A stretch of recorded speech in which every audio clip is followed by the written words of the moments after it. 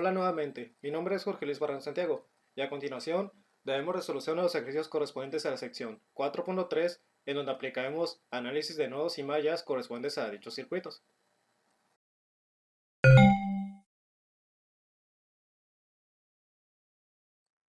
Para el primer método de resolución empleamos primordialmente la ley de corriente de Kirchhoff,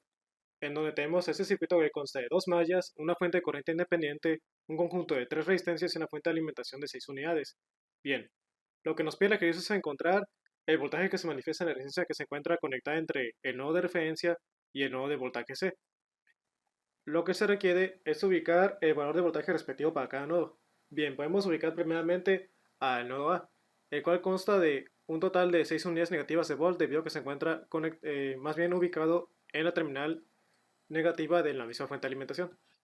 Y una vez identificado el voltaje correspondiente al nodo A, procedemos con el nodo siguiente, el cual vendría siendo el nodo B, en donde aplicaremos la ley de corriente de Kirchhoff a partir de los flujos de corriente que establecí para su análisis. Bien, tendríamos que considerar la orientación de cada flujo de corriente para aplicar la ley de corriente de Kirchhoff en B. Y bien, primeramente tenemos al nodo de voltaje A que se destina, o más bien difiere potencialmente, del nodo de voltaje B y que divide a 6 unidades de ohm que se encuentran en su trayecto, lo cual suma 2 unidades de ampere, suma a la partición del nodo de voltaje C y diferenciando con el nodo de voltaje B entre una resistencia de 10 unidades de ohm, lo que nos otorga a 0 unidades. Y bien, una vez que simplificamos términos multiplicando 30 unidades para eliminar a los denominadores, procedemos a obtener la siguiente ecuación, la cual consta de 5 unidades para BA, 8 unidades negativas correspondientes para voltaje B y 3 unidades positivas correspondientes a las del voltaje C. Todo esto se iguala a 60 unidades negativas ampere. Y bien, ya que tenemos en cuenta que el voltaje A consta de 6 unidades negativas, procedemos a sustituirlo en esta ecuación previa, en donde tenemos a 5 unidades que multiplican a 6 unidades negativas de voltaje menos 8 unidades de voltaje B más 3 unidades de voltaje C, lo cual es igual a 60 unidades ampere. Es aquí donde podemos despejar términos aislando a 8 unidades negativas para el voltaje B, a 3 unidades positivas del voltaje C que se igualan a 30 unidades negativas de ampere. Es aquí donde se me otorgaría una segunda ecuación. Esta misma ley de corriente aplicaría para el nodo C, en donde tenemos que interpretar a los flujos de corriente que pasan, entran y salen por él. Y bien, tenemos a un nodo de voltaje C que resta potencialmente el nodo de voltaje B y que divide a 10 unidades de ohm, sumando a otro flujo de corriente que parte desde el nodo C con destino hacia el nodo de referencia,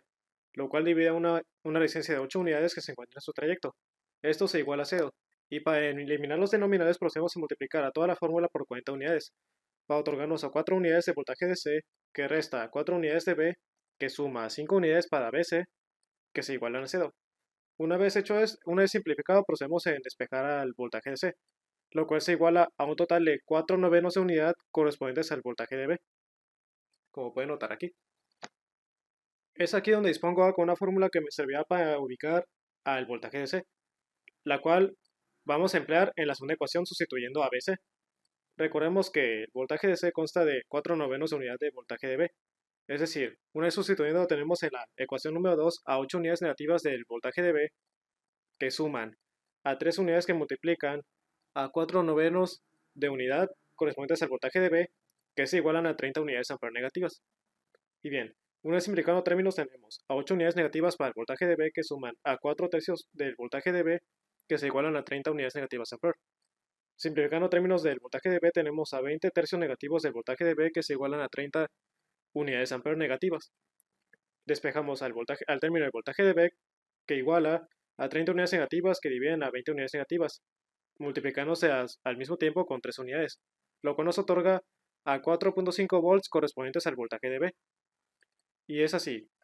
si el voltaje de C es igual a 4 novenos del voltaje de B, quiere decir que el voltaje de C es igual a 4.5 unidades de volt que multiplican a 4 novenos de unidad. Es decir, que el voltaje de C consta de 2 unidades de volt, como pueden notar aquí.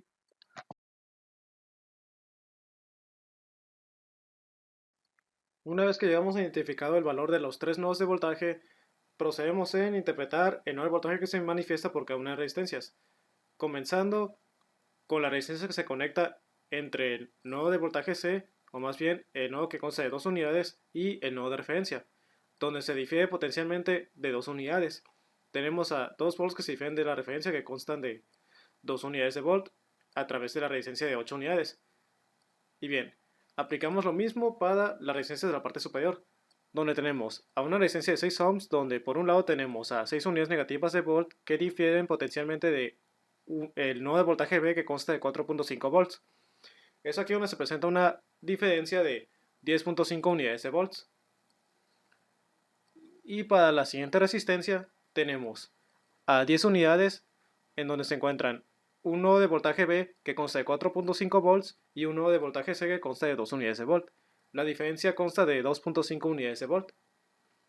la cual procedemos en trazar aquí. Y lo que sigue es encontrar el flujo de corriente respectivo para cada una de las resistencias, aplicando la ley de Ohm, dividiendo al voltaje entre el valor de la misma resistencia.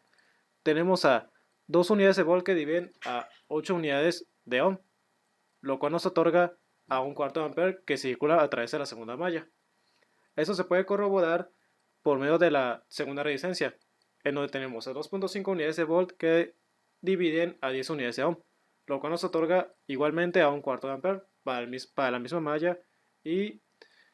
teniendo similitud con el flujo de corriente de la tercera resistencia. Y aplicamos finalmente lo mismo para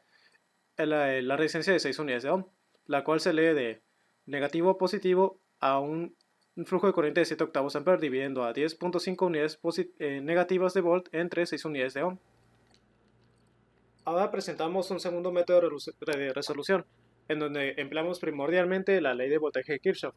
En este mismo circuito procedemos a identificar al flujo de corriente de las dos mallas, conocidas como el flujo de corriente número 1 y el flujo de corriente número 2. Aquí podemos notar por la convención del circuito que tenemos una supermalla, es decir, podemos interpretar a todos los elementos del circuito en sentido radio con excepción de la fuente de corriente independiente, de tal forma que aplicamos la ley de voltaje de Kirchhoff en ella. Y bien, una vez que empezamos a aplicar la ley de voltaje de Kirchhoff en esa misma malla, tenemos que considerar encontrar posibles ecuaciones útiles para este método de resolución. Tengamos en cuenta que el flujo de corriente número 2 difiere del flujo de corriente número 1, lo cual iguala a 2 unidades de ampere respectivas al de la fuente de corriente independiente. Es aquí donde despejamos el flujo de corriente número 1, que se iguala al flujo de corriente número 2 y que resta a 2 unidades de ampere propias de la fuente de corriente independiente. Al momento de efectuar la ley de voltaje de Kirchhoff en la supermalla, procedemos a interpretar los siguientes elementos. Tenemos a 6 unidades respectivas del flujo de corriente número 1 más 10 unidades resistivas correspondientes al flujo de corriente número 2, que suma a 8 unidades resistivas correspondientes al flujo de corriente número 2. Esto suma a los 6 volts provenientes de la fuente de alimentación. La suma de todos esos voltajes en el trayecto nos consecuentan a 0 unidades. Y simplificando términos tenemos a 6 unidades para el flujo de corriente número 1 que suman a 18 unidades para el flujo de corriente número 2 que igualan a 6 unidades negativas de volt. Y es aquí donde procedemos a, por medio de esta ecuación, sustituir al flujo de corriente número 1, el cual recordamos que consta de la diferencia entre el valor del flujo de corriente número 2 y el mismo flujo de corriente que provee la fuente de corriente independiente, es decir, flujo de corriente número 2 menos 2 amperes. Lo sustituimos de tal forma que tenemos a 24 unidades respectivas para el flujo de corriente número 2, que se igualan con 6 unidades negativas que suman a unas 12 unidades positivas. Despejando al término de I2 tenemos a 6 unidades que dividen a 24 unidades ampere, lo cual se iguala a un cuarto ampere, o más bien 0.25 unidades ampere. Una vez que nos percatamos del valor correspondiente al flujo de corriente número 2, procedemos a sustituir a dicho valor por el término de I2 en la fórmula que nos promete encontrar el valor correspondiente al flujo de corriente número 1, el cual consta de la diferenciación entre el flujo de corriente número 2 y los 2 amperes proveídos por la fuente de corriente independiente, restando a 2 unidades ampere menos un cuarto ampere. Es aquí donde se nos otorgaría un total de 7 cuartos ampere que corresponden al flujo de corriente número 1, o más bien el flujo de la malla número 1. Es aquí donde finalizaríamos con este segundo método de resolución.